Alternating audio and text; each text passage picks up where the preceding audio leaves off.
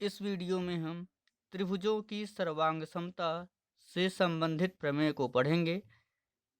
Congruency means सर्वांग समता होता है, ऑफ मीन्स काकेकी और ट्रेंगल्स मीन्स त्रिभुजों। कॉन्ग्रुएंसी ऑफ ट्रेंगल्स मीन्स त्रिभुजों की सर्वांग समता। सबसे पहले हम ये जान लेंगे कि सर्वांग समता का अर्थ क्या होता है। सर्वांग सम, जब हम इस शब्द का संधि विच्छेद करेंगे तो सर्व निकलेगा प्लस अंग निकलेगा प्लस सम निकलेगा। तो सर्व प्लस अंग प्लस सम, अर्थात सर्व मीन्स होता है सभी, अंग मीन्स अंग, सम मीन्स समान। सभी अंग समान हो तो उसे ही सर्वांग समता कहते हैं। तो ये हम समझेंगे। अर्थात यदि पहले त्रिभुज के सभी अंग दूसरे त्रिभुज के सभी अंगों के अलग अलग बराबर होंगे तो वे त्रिभुज सर्वांगसम कहलाएंगे। यदि पहले त्रिभुज के सभी अंग दूसरे त्रिभुज के सभी अंगों के अलग अलग बराबर होंगे तो वे त्रिभुज सर्वांगसम कहलाएंगे। ध्यान दीजिए, जैसे ये हमारा त्रिभुज ए बी सी है और डी ई एफ है, ये दो त्रिभुज हैं। तो त्रिभुज ए बी सी के जो सभी अंग होंगे वो त्रिभुज डी ई एफ के बराबर होंगे। त्रिभुज के अंग क्या होते हैं? त्रिभुज के अंग भुजाएं होते हैं, कोण होते हैं। तो यहाँ पे त्रिभुज की भुजा हमारी ए बी अगर क्या हो, भुजा डी ई के बराबर हो, भुजा बी सी भुजा ई एफ के बराबर हो, भुजा ए सी भुजा डी एफ के बराबर हो, और कोण ए कोण डी के बराबर हो, कोण बी कोण ई के बराबर हो, कोण सी कोण एफ के बराबर हो, सभी कोण और भुजाएं आपस में बराबर हो जाएं तो ये त्रिभुज A B C D E F के सर्वांगसम कहलाएगा। और सर्वांग समता का जो प्रतीक होता है वह इस तरीके से होता है। नीचे जो सीधी रेखाएं होंगी और ऊपर से कैसी टेढ़ी मेढ़ी रेखा होगी, तो सर्वांग समता का प्रतीक यही होता है। तो यदि पहले त्रिभुज के सभी अंग दूसरे त्रिभुज के सभी अंगों के अलग अलग बराबर हों तो वे त्रिभुज सर्वांगसम कहलाते हैं। तो यह सर्वांग समता का अर्थ होता है। अब सर्वांग समता से संबंधित त्रिभुजों की सर्वांग समता से संबंधित चार प्रमेय हैं। उन चारों प्रमेयों को हम अलग अलग जानेंगे। ये चारों प्रमेय क्लास 10 के लिए और क्लास 12 के लिए, इसके अलावा जितनी भी हमारे प्रतियोगी परीक्षाएं होती हैं सभी के लिए महत्वपूर्ण हैं। यह प्रमेय हमें अपने जीवन काल में हम जितनी भी परीक्षाओं में बैठेंगे सभी जगह हमें काम देगी। प्रमेय फर्स्ट है, थ्योरम फर्स्ट है हमारा side side side theorem. Side side means भुजा भुजा भुजा, साइड साइड साइड मीन्स भुजा भुजा भुजा, थ्योरम मीन्स हमारा प्रमेय होता है। या इस प्रमेय को यस यस यस प्रमेय के नाम से भी जाना जाता है। यस से हुआ हमारा साइड, अगले यस से हुआ साइड और अगले यस से हुआ हमारा साइड। तो साइड साइड साइड थ्योरम कहें या हम साइड साइड साइड प्रमेय कहें या यस यस यस प्रमेय कहें। तो सबसे पहले हम इस प्रमेय की परिभाषा जानेंगे। यदि पहले त्रिभुज की तीनों भुजाएं दूसरे त्रिभुज की तीनों भुजाओं से अलग अलग बराबर हों तो दोनों त्रिभुज सर्वांगसम होते हैं। यदि पहले त्रिभुज की तीनों भुजाएं दूसरे त्रिभुज की तीनों भुजाओं से अलग अलग बराबर हों तो दोनों त्रिभुज सर्वांगसम होते हैं। यहाँ पे हमने दो त्रिभुज बना रखा है। ये हमारा पहला त्रिभुज ए बी सी है और दूसरा त्रिभुज यहाँ पे डी ई एफ है। तो पहले त्रिभुज की तीनों भुजाएं, अर्थात इसकी ये पहली भुजा ए बी है, दूसरी बी सी है और तीसरी ए सी है। इसी तरीके से इसकी डी ई पहली भुजा है, ई एफ दूसरी भुजा है और डी एफ यहाँ पे तीसरी भुजा है। तो यदि इस पहले वाले त्रिभुज की पहली भुजा A B is equal to दूसरे त्रिभुज की पहली भुजा डी ई के बराबर हो, A B is equal to D E, इसी तरीके से B C is equal to E F और हमारा A C is equal to D F हो, तो अगर ये दोनों त्रिभुजों में की यदि दोनों त्रिभुजों की तीनों भुजाएं आपस में बराबर हों तो त्रिभुज हम कह सकते हैं त्रिभुज ए बी सी सर्वांगसम त्रिभुज डी ई एफ। त्रिभुज ए बी सी सर्वांगसम त्रिभुज डी ई एफ। यहाँ पे ये भी हो सकता है कि कभी कभी ये वाली भुजा ए बी इसके बराबर होगी, डी ई डी एफ के बराबर होगी। यहाँ पे भुजा ए सी डी ई के बराबर होगी। या भुजा हमारा BCEF के बराबर होगी। तीनों पहले त्रिभुज की तीनों भुजाएँ किसी न किसी तरीके से अगर दूसरे त्रिभुज की तीनों भुजाओं के बराबर हैं, तो दोनों त्रिभुज सर्वांगसम कहलाएँगे। यही भुजा, भुजा, भुजा, भुजा, भुजा, भुजा, यही हमारी भुजा, भुजा, भुजा प्रमेय या यस, यस, यस प्रमेय कहलाती है। ये प्रमेय की परिभाषा क्या है? यदि पहले त्रिभुज की तीनों भुजाएँ दूसरे त्रिभुज की तीनों भुजाओं से अलग-अलग बराबर हों, तो दोनों त्रिभुज सर्वांगसम होते हैं। प्रमेय सेकंड पे आते हैं, या थ्योरम सेकंड। थ्योरम सेकंड हमारी होती है right angle hypotenuse side. Right angle means होता है समकोण, हाइपोटेनस साइड मीन्स होता है कर्णभुजा। तो राइट एंगल हाइपोटेनस साइड समकोण कर्णभुजा प्रमेय, या इसे ही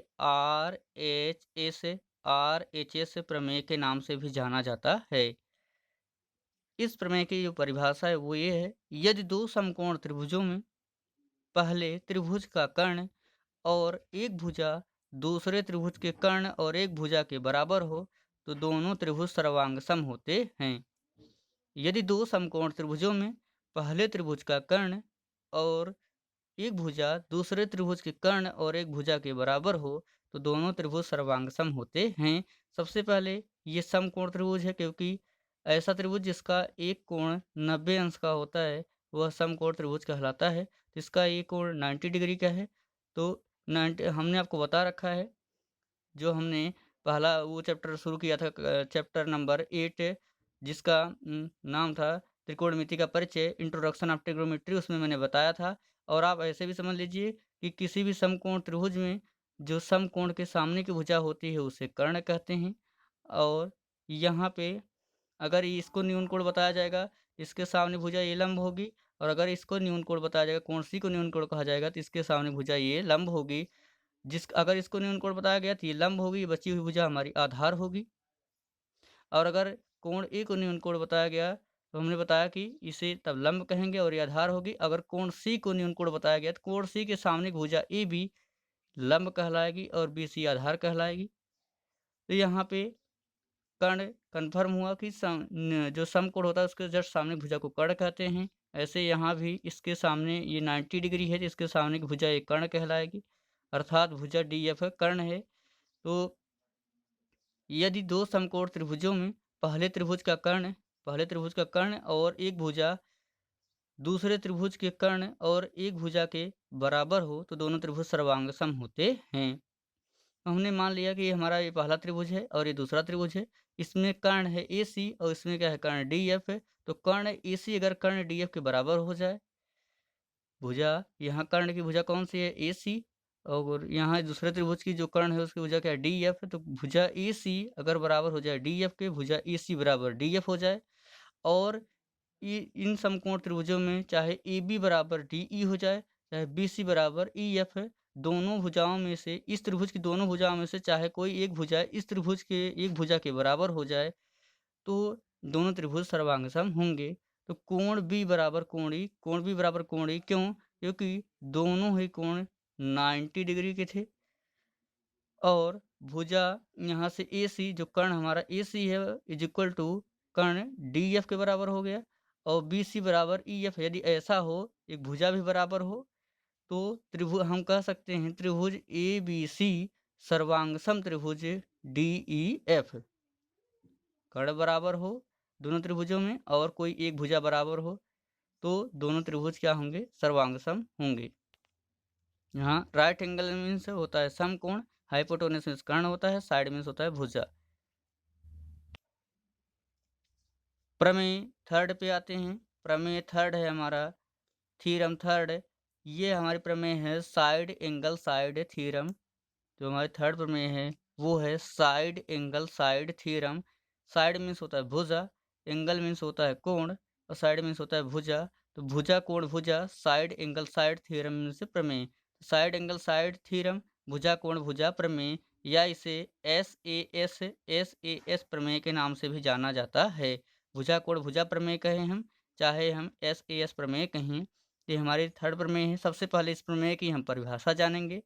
यदि दो त्रिभुजों में पहले त्रिभुज की दो भुजाएं और उनके बीच का कोण दूसरे त्रिभुज की दो भुजाओं और उनके बीच के कोण के बराबर हो तो दोनों त्रिभुज सर्वांगसम होते हैं।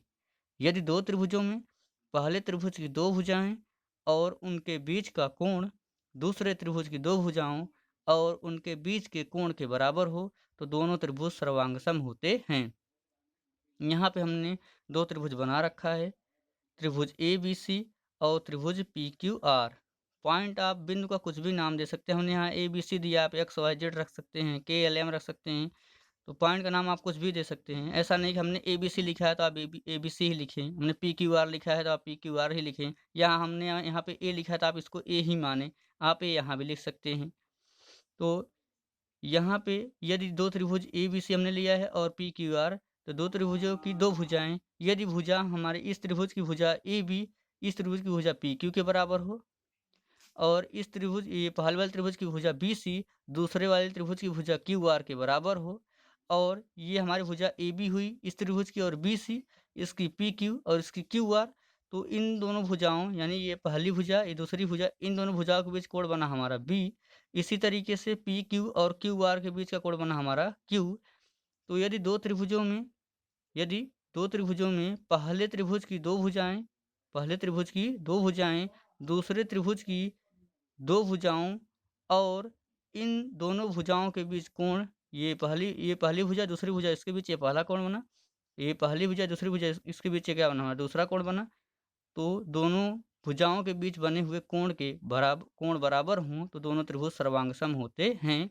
तो चित्र में यदि ए बी बराबर पी क्यू, बी सी बराबर क्यू आर और हमारा इन दोनों भुजाओं के बीच बना कोण A B is equal to इन दोनों भुजाओं के बीच बना कोण क्यू आपस में बराबर हों, तो हम कह सकते हैं कि त्रिभुज ए बी सी सर्वांगसम त्रिभुज पी क्यू आर, त्रिभुज ए बी सी सर्वांगसम त्रिभुज पी क्यू आर। प्रमेय फोर्थ पे आते हैं, जिसे थ्योरम फोर्थ भी कह सकते हैं। थ्योरम फोर्थ है हमारा angle side angle theorem. Angle side angle theorem, angle means कोण होता है, साइड मीन्स भुजा और एंगल मीन्स कोण, तो कोण भुजा कोण प्रमेय या एंगल साइड एंगल थ्योरम, इसे ए प्रमेय के नाम से भी जानते हैं। ए मीन्स हुआ हमारा एंगल, एस मीन्स हुआ साइड और ए मीन्स हुआ हमारा एंगल, एंगल साइड एंगल या ए प्रमेय। त्रिभुजों की सर्वांग समता सिद्ध करने के लिए यह प्रमेय भी बहुत ही महत्वपूर्ण स्थान रखती है। तो एंगल साइड एंगल थ्योरम या कोण भुजा कोण प्रमेय, पहले हम इस प्रमेय की परिभाषा जान लेते हैं। यदि दो त्रिभुजों में पहले त्रिभुज के दो कोण और एक भुजा दूसरे त्रिभुज के दो कोण और किसी एक भुजा के बराबर हो तो दोनों त्रिभुज सर्वांगसम होते हैं। यदि दो त्रिभुजों में पहले त्रिभुज के दो कोण और एक भुजा दूसरे त्रिभुज के दो कोण और किसी एक भुजा के बराबर हो तो दोनों त्रिभुज सर्वांगसम होते हैं। यहाँ पे हमने मान लिया हमारा दो त्रिभुज है एक्स वाई जेड और के एल एम। पहला हमारा जो फर्स्ट ट्रिंगल है वो है एक्स वाई जेड और दूसरा ट्रिंगल है के एल एम। तो परिभाषा के अनुसार ये दो त्रिभुजों में पहले त्रिभुज के दो कोण, हमने माना ये पहला त्रिभुज है हमारा एक्स वाई जेड है, इसमें कोण ए इज इक्वल टू कोण के हो जाए, कोण जेड इज इक्वल टू कोण एम हो जाए, या कोण एक्स इज इक्वल टू कोण के हो जाए, कोण वाई इज इक्वल टू कोण एल हो जाए, या ऐसा हो कोण वाई इज इक्वल टू कोण एल हो जाए, कोण जेड इज इक्वल टू कोण एम हो जाए। किसी भी तरीके से अगर दो कोण क्या हों, पहले त्रिभुज के दो कोण दूसरे त्रिभुज के दो कोण के बराबर हों और इसके अलावा इनमें से कोई एक भुजा जैसे एक्स वाई इक्वल टू हो जाए के एल, कोण बराबर हो, कोण एक्स इक्वल टू कोण के हो जाए, कोण जेड इक्वल टू कोण एम हो जाए और भुजा एक्स वाई इक्वल टू के एल हो जाए, कोई एक भुजा भी बराबर हो जाए, दो कोण बराबर हो जाए, कोई एक भुजा बराबर हो जाए, तो ये पहला त्रिभुज दूसरे त्रिभुज के सभी रूप से समान होगा। तो हम यहाँ पे समझ लेते हैं कोण एक्स इक्वल टू कोण के यदि ऐसा हो, कोण जेड इक्वल टू कोण एम हो और वाई जेड भुजा is equal to L M भुजा हो, तो हम कह सकते हैं कि त्रिभुज एक्स वाई जेड सर्वांगसम त्रिभुज के एल एम। त्रिभुज का ये प्रतीक होता है, इस तरीके से अगर हम बना दिए तो ये त्रिभुज का साइन होता है। तो त्रिभुज एक्स वाई जेड सर्वांगसम त्रिभुज के एल एम। ती हमारी एंगल साइड एंगल प्रमेय हुई। यदि दो त्रिभुजों में यदि किन्हीं दो त्रिभुजों में पहले त्रिभुज के दो कोण और कोई एक भुजा दूसरे त्रिभुज के दो कोण और किसी एक भुजा के बराबर हो तो दोनों त्रिभुज सर्वांगसम होते हैं। आशा करता हूँ कि मेरा ये वीडियो आपको पसंद आया होगा। अगर ये मेरा वीडियो आपको पसंद आया हो तो आप इस वीडियो को लाइक कीजिएगा और आप कमेंट करना बिल्कुल न भूलिएगा कि आपको मेरा ये वीडियो कैसा लगा। और मैं आपसे फिर से निवेदन करना चाहूँगा कि अगर आप मेरे चैनल पर नए हों तो आप मेरे इस चैनल को सब्सक्राइब कर लीजिए, जिससे आने वाली वीडियोज़ की नोटिफ़िकेशंस आप तक पहुँचती रहे। जैसे ही आप चैनल को सब्सक्राइब करेंगे बेल आइकन दिखेगा, बेल आइकन दबाना आपको आवश्यक है, क्योंकि नोटिफ़िकेशन बेल आइकन के दबाने के बाद ही पहुँचती है। और आप हमसे हमेशा जुड़े रहें, मैं यही आपसे प्रार्थना करूँगा। और मेरे इस तरीके के शानदार वीडियोज़ को आप देखते रहें। यह जो प्रमेय है वह त्रिभुजों की सर्वांग समता सिद्ध करने के लिए क्लास 10 के लिए तो बहुत ही इम्पोर्टेंट है और अन्य प्रतियोगी परीक्षाओं के लिए भी यह प्रमेय महत्वपूर्ण स्थान रखती है। Thanks for watching my videos.